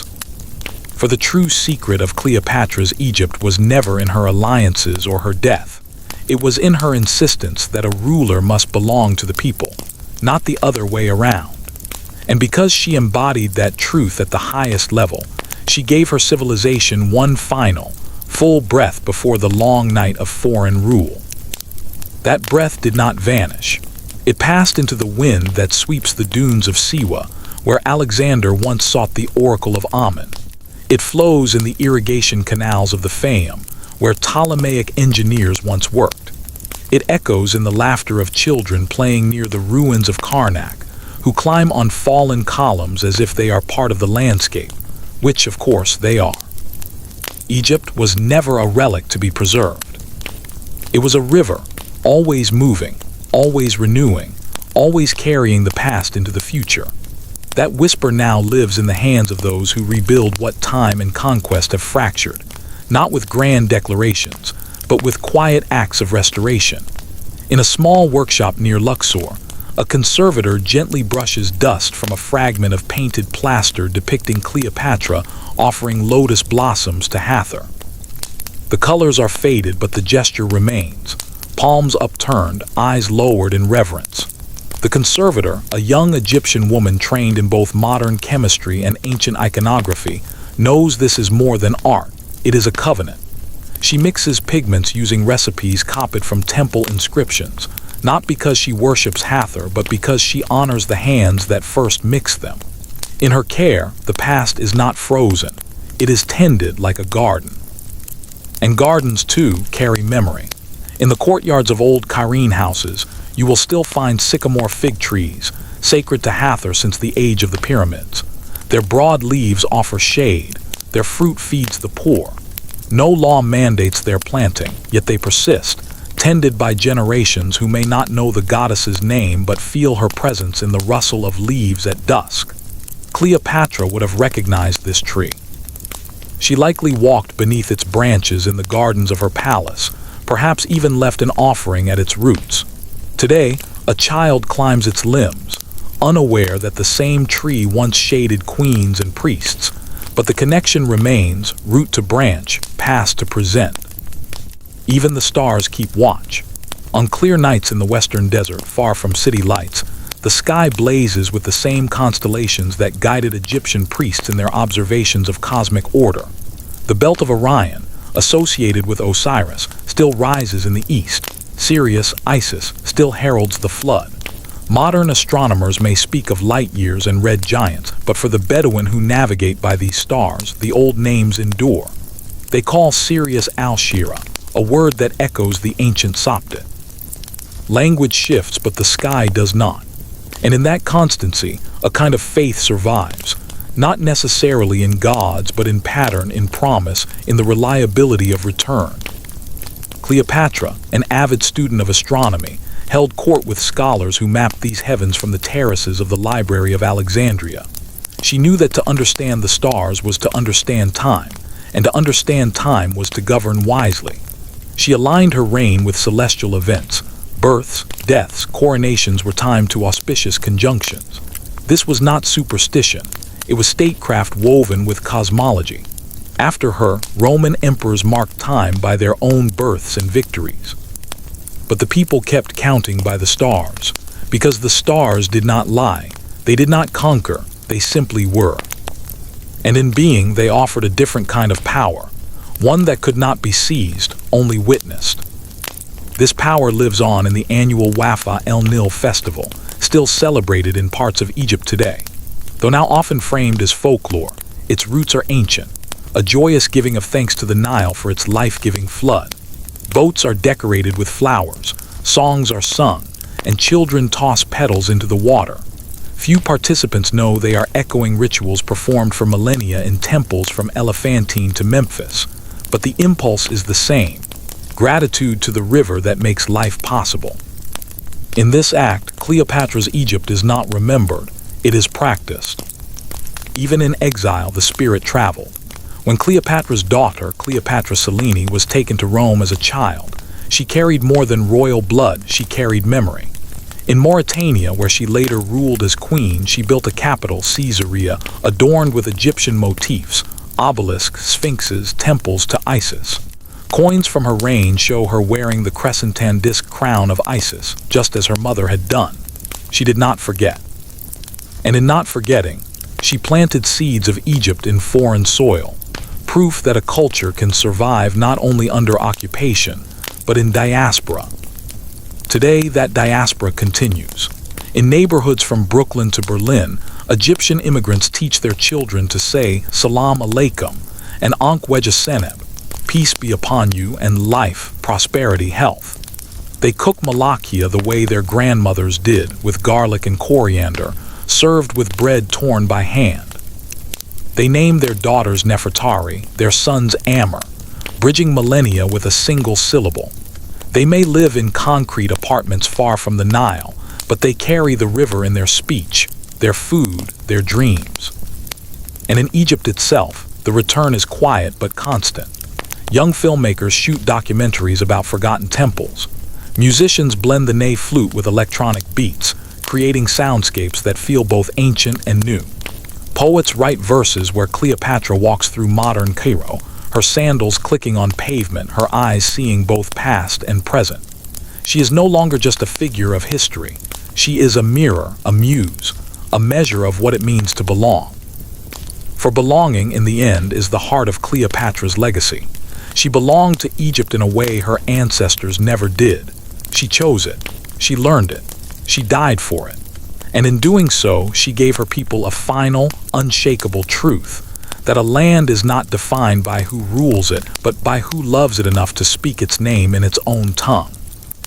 So when the wind blows through the ruins of Alexandria, when the call to prayer mingles with the cry of a heron over the marshes, when a grandmother hums a tune that has no words but feels like home, know this. Cleopatra's Egypt did not end. It went underground. This rising is not loud. It does not announce itself with fanfare or monuments. It rises in the classroom where a teacher in Minya shows her students how to write their names in hieroglyphs, not as a game, but as an act of reconnection. "This is how your ancestors wrote life," she says, drawing the Ankh. A boy traces it in his notebook, then on his palm as if to feel its shape in his skin. He does not yet know that this symbol once adorned the walls of temples where pharaohs pledged their souls to eternity, but he feels its weight, and that is enough. It rises in the kitchen, where a woman in Alexandria simmers onions and garlic in sesame oil, the base of tagine, just as her grandmother did, just as cooks in Cleopatra's time did, though they called it by another name. The scent fills the house, warm and familiar, a thread of continuity spun through centuries of change. No recipe was written down, it was passed in gestures, a pinch of this, until it smells like memory. Food, like language, becomes a vessel for what cannot be lost. It rises in the desert, where Bedouin guides lead tourists through the Valley of the Kings, not just reciting facts, but telling stories. How the mountain of Deir el-Bahari is shaped like the hieroglyph for horizon. How the tomb of Nefertari glows with colors that have not faded in 3,000 years. How the wind at dusk sounds like the breath of the gods. These are not embellishments, they are echoes. The land itself speaks through them. And it rises in scholarship, not only by foreign archaeologists, but by Egyptians reclaiming their own narrative. A young historian in Cairo pores over Ptolemaic tax records written in Demotic, not to prove how much grain was shipped to Rome, but to understand how a village in the Fayum fed itself, governed itself, remembered itself. She publishes her findings not just in academic journals, but in illustrated books for children, so that the past is not locked away, but shared. In her work, Cleopatra is not a seductress or a victim. She is a strategist who spoke 9 languages, negotiated with empires, and tried to keep her country whole. This is not revisionism, it is restoration. Even the Nile participates in this return. Though dammed at Aswan, though its floods tamed by concrete and calculation, it still flows with the same water that carried the barks of pharaohs. Fishermen on its banks still use nets woven in patterns unchanged since the New Kingdom. At dawn, their boats glide across the surface like shadows of ancient papyrus skiffs. The river does not care about borders or eras. It simply gives water, fish, silt, silence. And in giving, it reminds everyone who lives beside it, you are part of something older than nations. Cleopatra knew this. She did not see the Nile as a resource to be exploited, but as a partner in sovereignty. Her coins often showed her holding a cornucopia overflowing with grain, but always with the Nile at her feet, because she understood, without the river there is no abundance. Without abundance there is no power. Without power there is no freedom. Today that lesson resonates anew. As climate change threatens water sources across the region, Egyptians look to ancient techniques, basin irrigation, flood forecasting by starlight, drought-resistant crops, not as relics but as wisdom. Engineers study how Ptolemaic canals distributed water with minimal waste. Farmers revive heirloom wheat varieties that thrive in saline soil. The past is not behind them, it is ahead, lighting the way. And in the arts, the reawakening is palpable. A dancer in Cairo choreographs a piece inspired by temple reliefs of Hathor, her movements fluid, her wrists angled like those in stone carvings from Dendera. The audience does not need to know the myth. They feel the joy, the sacredness, the feminine power. A novelist sets her story in Roman-era Alexandria, not to romanticize Cleopatra, but to imagine the life of a scribe who copies her decrees, torn between loyalty to his queen and fear of Rome. The novel becomes a mirror. What does it mean to serve your homeland when it is under threat? These are not acts of nostalgia, they are acts of belonging. For Cleopatra's Egypt was never about the past alone. It was about the future she tried to protect, a future in which Egypt could choose its own path, speak its own truths, define its own gods. She did not succeed in her lifetime, but she planted a seed so deep that not even empire could uproot it. And now, after 2,000 years of silence, translation, adaptation, and endurance, that seed is sprouting again, not in opposition to the modern world but in conversation with it. The hieroglyphs are being read not just by scholars but by schoolchildren. The temples are not only tourist sites but places of reflection. The stories are not frozen in books but told anew with fresh voices, fresh eyes, fresh love. So when you stand on the banks of the Nile at sunset, and the water turns gold, and the call to prayer drifts from a minaret while a heron takes flight from the reeds, do not think you are witnessing the end of something ancient. This unbroken thread reveals itself most clearly in what is not said, in the pauses between words, in the spaces between generations where understanding passes without explanation.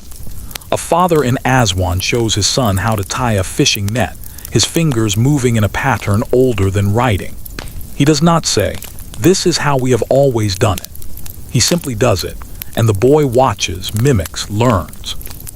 No archive records this moment, yet it is one of the truest forms of history, knowledge that lives in the body, not the book. Cleopatra, for all her intellect and diplomacy, understood the power of such embodied knowledge. She did not just study Egyptian religion, she performed it. She did not just admire the Nile, she governed by its rhythms. She knew that a culture survives not through decrees but through daily practice. And so, even as Rome tightened its grip on the Mediterranean, she ensured that in the temples, the festivals, the markets, and the homes of Egypt, the old ways continued, not as relics, but as living truths. After her, those truths went quiet, but never silent. Under Roman rule, then Byzantine, then Islamic, then Ottoman, then colonial, the core practices adapted, folded, and re-emerged in new forms. The festival of Isis became the feast of Sayyida Zainab. The hymn to Osiris became a Sufi chant to divine unity. The offering of bread and beer became the breaking of bread in Christian communion, then the sharing of dates and water during Ramadan. The essence remained: gratitude, community, connection to the unseen. In the land itself, the continuity is written in stone and soil. Walk through the village of Deir el-Medina, the workmen's settlement that built the tombs of the Valley of the Kings, and you will find families still living in houses built atop Ptolemaic foundations. Their courtyards sit where ancient artisans once ground pigments and sharpened chisels. They grow onions and lentils in plots that once fed the very men who carved eternity into rock. They do not live in the past, but the past lives in them. Even the silence of the desert speaks. In the white desert where chalk formations rise like frozen waves, Bedouin guides tell stories of jinn who guard hidden treasures, not gold but knowledge. The old ones buried their books in the sand, one elder says, so the conquerors would not burn them. Whether literal or metaphorical, the belief endures, that wisdom can be hidden but never destroyed. And sometimes after a sandstorm, something surfaces, a pottery shard, a carved amulet, a fragment of papyrus, and with it a voice from the deep past says, "Remember us." Cleopatra would have approved. She too hid her truths not in sand but in symbols. On her coins she wore the diadem of Hellenistic queens, but her profile was stern, regal, unmistakably pharaonic. In temple reliefs she made offerings as Isis, but her son stood beside her as Horus, linking divine myth to political reality.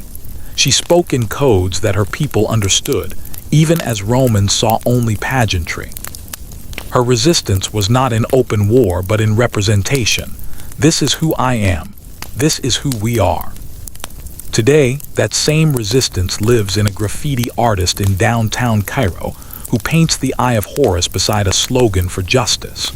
It lives in a musician who samples the sound of a sistrum in an electronic track about freedom. It lives in a grandmother who tells her granddaughter, "We are from the land of the pharaohs, not because we ruled the world, but because we knew how to live with the river, the stars, and each other." And it lives in the language itself. Though modern Egyptian Arabic is the everyday tongue, the Coptic liturgy, still chanted in churches across the country, preserves the final stage of the ancient Egyptian language. When a priest intones Pi Oikumene, the inhabited world, he speaks a word that descends directly from the tongue of Cleopatra's priests. The vowels have shifted, the grammar simplified, but the root remains. And in that root, a whole worldview survives. one in which the earth is alive, the soul is eternal, and balance must be maintained. This is why Cleopatra's story refuses to end. It is not about one woman's tragedy. It is about a civilization's refusal to disappear. Empires may rise and fall, languages may evolve, gods may change names, but the need to belong to a place, to honor its rhythms, to pass its wisdom forward, that is eternal. So when a child in Alexandria picks up a smooth stone from the shore and wonders who else might have held it 2,000 years ago, she is not lost in fantasy. She is participating in a lineage. And when a farmer in the delta looks to the sky and says, "Sirius is bright tonight, the water will come," he is not repeating a myth. He is practicing a science refined over millennia. Certainly. Let us turn from poetry to fact, from symbol to substance, and speak of what truly happened in the years after Cleopatra's death, in the concrete, documented reality of Roman-ruled Egypt. When Cleopatra VII died in the year 30 before the Common Era, Egypt did not merely change rulers. It ceased to exist as an independent state. Octavian, soon to be named Augustus, declared Egypt a personal possession of the Roman emperor, not a province governed by the Senate. This was unprecedented. No other conquered land was treated this way. Why? Because Egypt was too valuable and too dangerous to be left in the hands of ambitious senators. Its grain fed Rome. Its wealth filled imperial coffers, and its history of powerful, charismatic rulers, like Cleopatra, made it a potential breeding ground for rebellion. From that moment, Roman control was absolute and systematic. Augustus stationed 3 legions in Egypt, more than in almost any other province, to ensure no rival could seize it. He banned Roman senators from even entering Egypt without his personal permission. The message was clear: Egypt belonged to the emperor alone. The administration was overhauled with ruthless efficiency. The Ptolemaic bureaucracy, already highly organized, was retained, but repurposed. Where Cleopatra's officials had collected taxes to fund temples, granaries, and the royal court, Roman prefects now extracted wealth for Rome. The famous annona, the grain dole that fed hundreds of thousands in Rome, depended almost entirely on Egyptian harvests. Ships laden with wheat sailed from Alexandria to Ostia every year, sometimes carrying over 100 million kilograms of grain. Egypt became, in the words of the historian Strabo, the granary of the empire. But this came at a cost to the people. Under the Ptolemies, tax rates were high but predictable.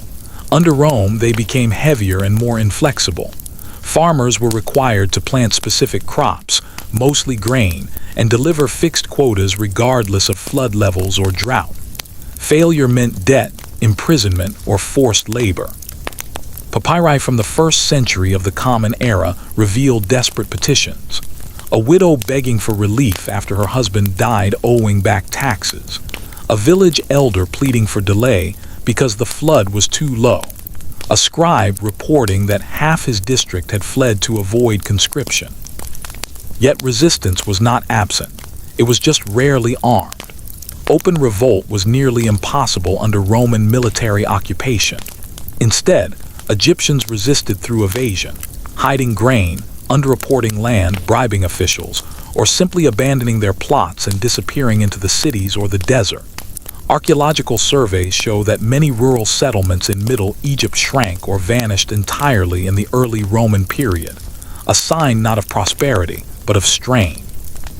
Religious life also changed slowly but decisively. Temples, once centers of economic and spiritual power, lost their autonomy. The Roman state controlled temple finances, appointed high priests, and redirected revenues, while Augustus allowed traditional worship to continue, and even had himself depicted as pharaoh on temple walls to appease local sentiment. He did so as theater, not belief. Over time, funding dried up. Smaller temples fell into disrepair. The great festivals, once funded by royal decree, now depended on local donations. By the 2nd century of the Common Era, many rural shrines were abandoned. One stark example, the Temple of Horus at Edfu, one of the last great Egyptian temples, was completed in the year 57 before the Common Era, just 13 years before Cleopatra's death. After that, no major temple was ever built again. Construction stopped not because the people stopped believing, but because the state stopped paying. The age of monumental sacred architecture was over. Meanwhile, Greek remained the language of administration, but Latin crept in at the highest levels. Roman law replaced local courts in serious matters. Roman citizens, mostly soldiers, officials, and settlers, enjoyed legal privileges Egyptians did not.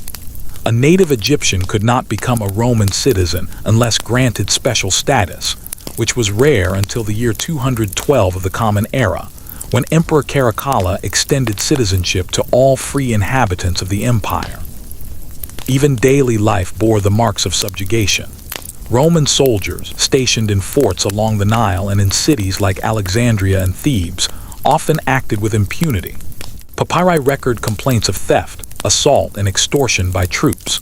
In Alexandria, tensions between the Greek, Jewish, and Egyptian populations, long simmering, erupted into violent riots under Roman rule, most notably in the year 66 of the Common Era, when thousands of Jews were massacred. And yet through all this, the Egyptian language persisted, in homes, in markets, in private letters. Demotic script was still used for legal contracts into the 3rd century. Coptic, its final form written in Greek letters with added characters for Egyptian sounds, emerged as a literary and liturgical language by the 3rd and 4th centuries, especially after Christianity took root. But the turning point came not from Rome, but from within. In the year 391 of the Common Era, Emperor Theodosius issued an edict banning all pagan worship. Temples were closed, sacrifices forbidden, oracles silenced. The Serapeum of Alexandria, one of the last great centers of Egyptian Greek learning and worship, was destroyed by a Christian mob. The statue of Serapis, once a symbol of unity between traditions, was smashed. This was not just religious change. It was cultural erasure enforced by imperial decree. After that, the old ways could no longer survive in public. They retreated into memory, into folk practice, into the hidden corners of domestic life. The last known hieroglyphic inscription was carved at the Temple of Isis on Philae Island in the year 394, just 3 years after the ban. After that, silence. Cleopatra VII was born in the year 69 before the Common Era into the Ptolemaic dynasty, a Macedonian Greek family that had ruled Egypt since the death of Alexander the Great nearly 3 centuries earlier. Her father was Ptolemy the 12th Auletes, a weak and unpopular king who relied heavily on Roman support to maintain his throne. From an early age, Cleopatra was immersed in a world of political instability, court intrigue, and looming Roman dominance. Unlike her predecessors, Cleopatra took her role as ruler of Egypt seriously, not just as a Hellenistic monarch, but as a pharaoh in the Egyptian tradition. She was the first of her dynasty to learn the Egyptian language. Ancient sources, including the historian Plutarch, confirm that she spoke Ethiopian, Hebrew, Arabic, Parthian, and several other regional languages in addition to Greek and Egyptian. This was not mere curiosity, it was statecraft. She needed to communicate directly with her subjects, priests, and neighboring rulers without interpreters, a rare skill among Hellenistic sovereigns. In the year 51 before the Common Era, upon the death of her father, she ascended the throne at the age of 18, ruling jointly with her younger brother, Ptolemy XIII, as was Ptolemaic custom. But conflict quickly erupted between them. By the year 48, she had been driven out of Alexandria by her brother's advisors, who sought to control the throne themselves. She fled to Syria and raised an army, determined to reclaim her position. That same year, Julius Caesar arrived in Alexandria, pursuing his rival Pompey during the Roman Civil War. Pompey was murdered by Ptolemy's courtiers in a misguided attempt to win Caesar's favor, but Caesar was appalled by the act. Cleopatra saw her opportunity.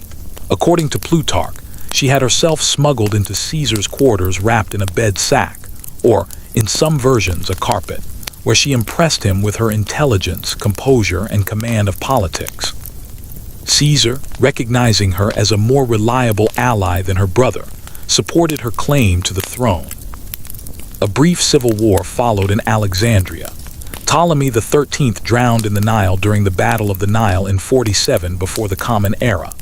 Cleopatra was restored to power, this time ruling with another younger brother, Ptolemy XIV, though he held little real authority. Soon after, she gave birth to a son, whom she named Ptolemy Caesar, nicknamed Caesarion, or Little Caesar, whom she claimed was Julius Caesar's child. Caesar never publicly acknowledged him as his heir, but he did allow Cleopatra and Caesarion to visit Rome in the year 46, where they stayed as his guests. Caesar's assassination in the year 44 shattered that alliance. Cleopatra returned to Egypt immediately.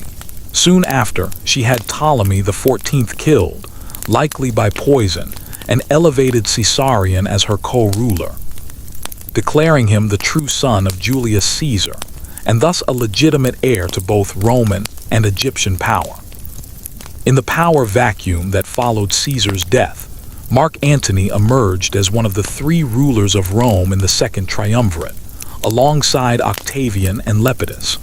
In the year 41 before the Common Era, Antony summoned Cleopatra to Tarsus to answer charges of supporting his enemies.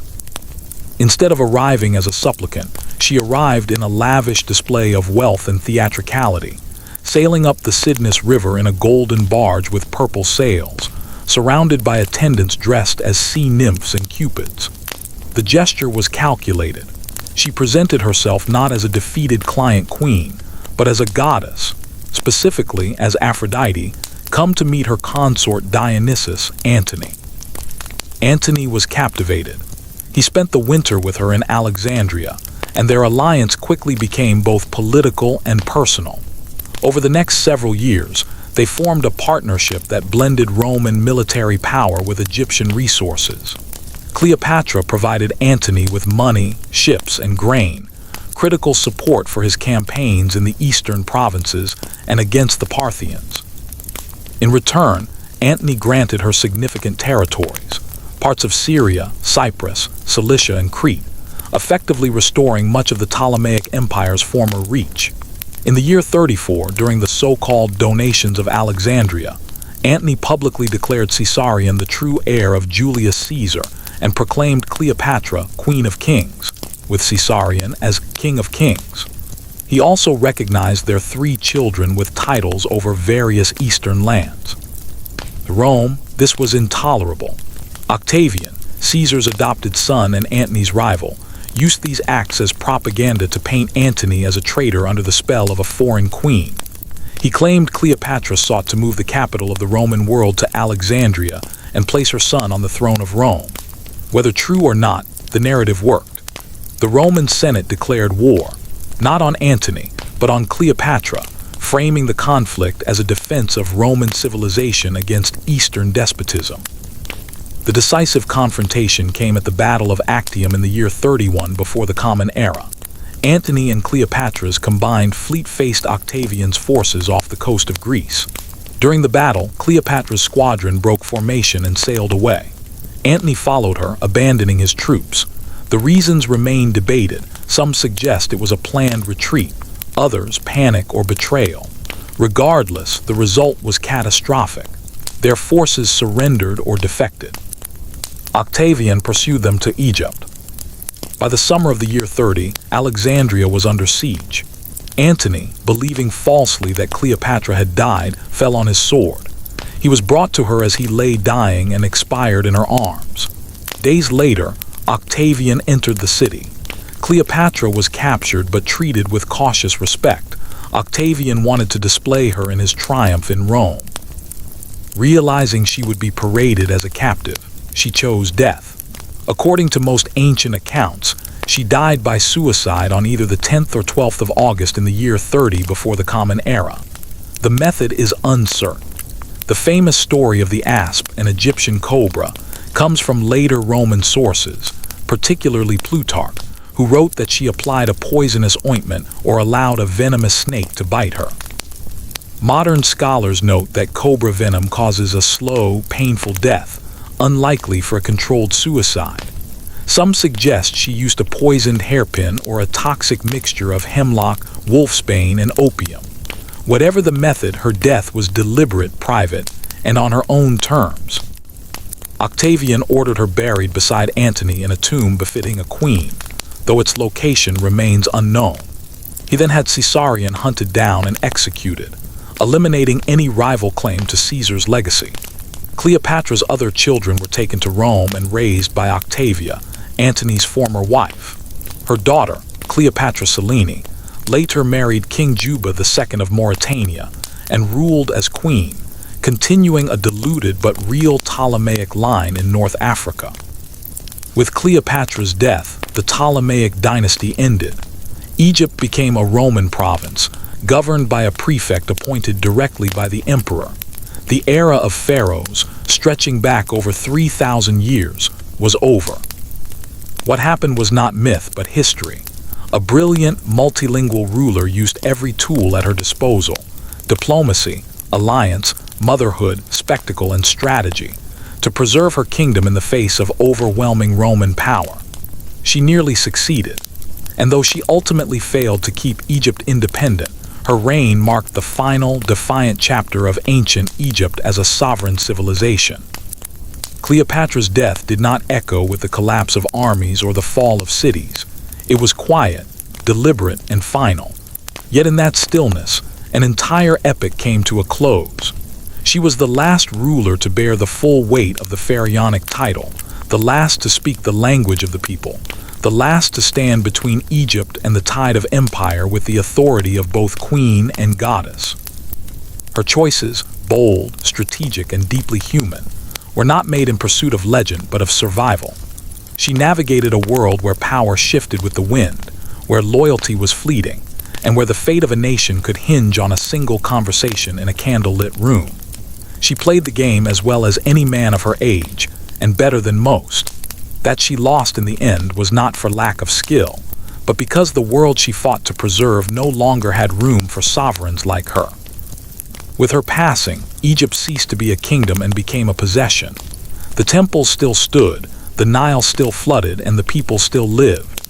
But the thread of unbroken native rule, stretching back to the time of Narmer and the unification of the two lands, was severed. No pharaoh would ever again wear the double crown. And yet history did not forget her. Roman writers, even as they vilified her, could not deny her intelligence, her presence, her command. Later generations, Arab scholars, Renaissance poets, modern historians, returned to her story again and again, not just for its drama, but for what it represented: the last stand of a civilization that had shaped the ancient world for millennia. Cleopatra VII was more than the final pharaoh. She was the embodiment of a world that knew how to blend wisdom with power, tradition with innovation, and dignity with defiance. And though her reign ended in the summer of 30, before the Common Era, the story of Cleopatra, and the Egypt she so fiercely loved, has never truly ended.